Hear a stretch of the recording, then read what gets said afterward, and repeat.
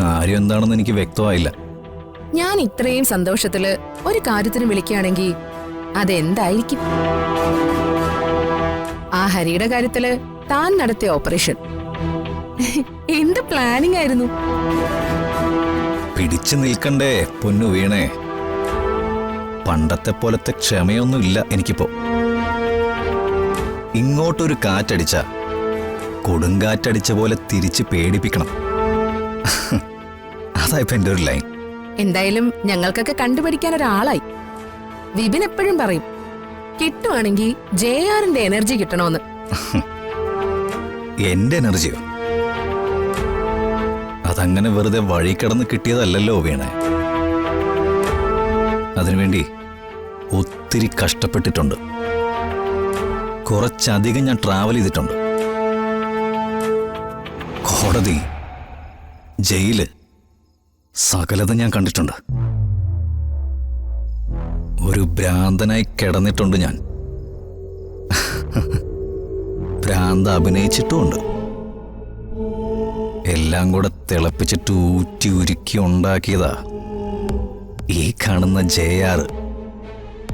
അങ്ങനത്തെ ഞാൻ ഇനി എന്തെങ്കിലും വിട്ടുകൊടുക്കുമെന്ന് വീണയ്ക്ക് തോന്നുന്നുണ്ടോ വീണേ? പണ്ടൊരിക്കല് നിത്യയുടെ ശരീരത്തിലേക്ക് സൂക്ഷിച്ചു നോക്കിയ ഒരുത്തൻ, അവന്റെ തല ഞാൻ തല്ലിപ്പൊളിച്ചതാ.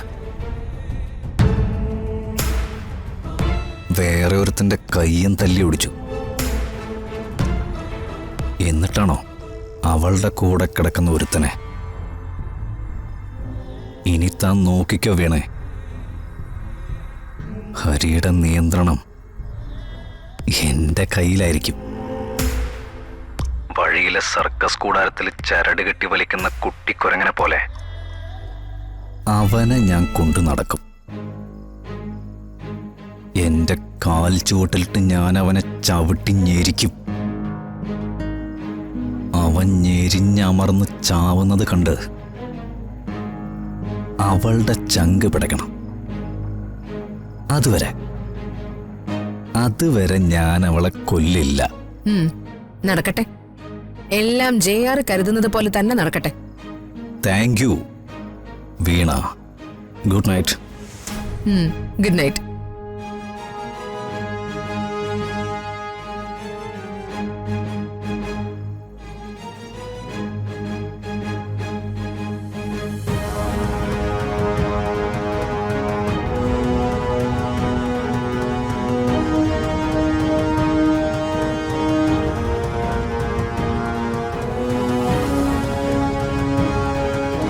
അപ്പോ എല്ലാം ഏർപ്പാട് ചെയ്തത് നിങ്ങൾ തന്നെയാണല്ലേ?